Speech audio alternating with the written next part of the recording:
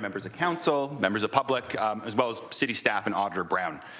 My name is Andrew Selman. I'm a lifelong Hamiltonian. I'm a member of Ward 3. I'm your neighbor if you live down there.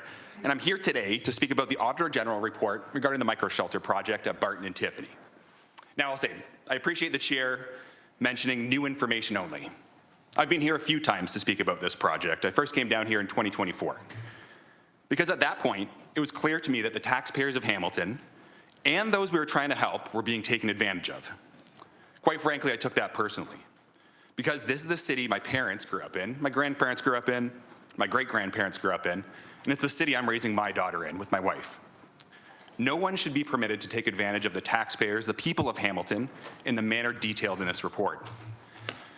Now, a statement from the City of Hamilton, a City of Hamilton employee, described this as a large, complex project delivered in good faith during a crisis. Now, I don't doubt this was done in good faith. I do question the urgency. And I don't question the urgency, but urgency shouldn't lower the standard of oversight, it should raise it. Now, the Auditor General has laid out a report on your desk, and it doesn't outline just a mistake. It outlines a total failure of oversight and process. I want to briefly take you back to May of 2024. According to the Auditor General, in May 2024, representatives from Microshelter Inc. began contacting senior city staff and the mayor's office to market their solution. Emails were sent, pitches were made, relationships were forged.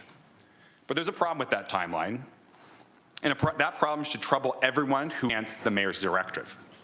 This report confirms that this company was not incorporated until August 28th, 2024. So let's think about what that means. For months, May, June, July, August, the highest office in this city was being lobbied by a ghost, a corporate phantom with no legal standing, no employees, no track record, and as the auditor confirmed, no sales. Quite frankly, they had no business walking through the door. And yet this ghost company was given an audience, a purchase order, and eventually millions of taxpayer dollars. And I'll note, to this very day, the vendor's website uses promotional material produced by the City of Hamilton, paid for by the taxpayers, featuring the mayor. It also has the city manager in that video, as well as members that are living at Barton and Tiffany. They're using that to sell a product, which the Auditor General described as arriving with pungent smells and failing electrical wiring. The City of Hamilton website is on their website, friends. So they're using the credibility of this city, the credibility of the citizens of Hamilton to sell the incompetence of their product. And so far, we haven't stopped them. Now, the Auditor General released new information on Friday. During testimony conducted under oath, he found that criminal fraud may have taken place. Now, I'll leave the details of that to be spoken to by Foldham Inc. and Mr. Shorthill this afternoon. But we can move on to perhaps the most damning item within this report. The City of Hamilton never signed a proper contract with this company. My friends, this is the City of Hamilton. We're a billion-dollar corporation. When a billion-dollar corporation hands over taxpayer dollars without rigorous or binding contracts, that's not oversight. That's financial negligence. Now, this report confirms we paid millions for sight unseen products that were subpar. Doing so without a contract has likely limited our ability to seek financial restitution for the millions of dollars we required to spend to fix that problem.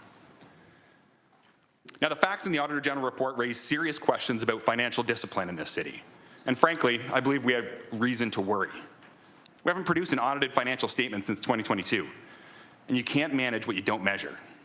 So given these factors, the missing statements, the lack of financial transparency, the ghost vendor, I think it's reasonable for the people of Hamilton to ask, how is our money being managed? My friends, Hamilton is a hardworking city. We're a city of steelworkers and healthcare professionals, teachers and skilled trade people, civil servants and retirees.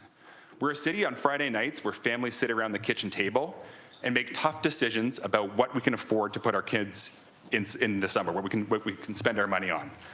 They spend their money carefully. They expect you to do the same with our tax dollars. So today, I'm calling on this council to conduct a forensic audit of all sole source contracts. Identify to the public if we're negotiating or have done deals with other ghost vendors or companies that appear to be expressly set up for contracts with the City of Hamilton. We need to know via an audit if this is a one-time failure or standard operating procedure in this city. We need to review every single agreement to ensure a structured approach is taken and we're protecting the city, the taxpayers, and those we're trying to help within our contracts. You have the report, the facts, and the timeline. We can't undo the failures detailed in this report, but we can make a decision to ensure they never happen again. My name is Andrew Selman. I thank you for your time, and I welcome any questions you might have. Thank you, Delegate Selman. Are there any questions for the delegate? Seeing none, we thank you for your time today. Thank you. The next delegate is Carl Andros of the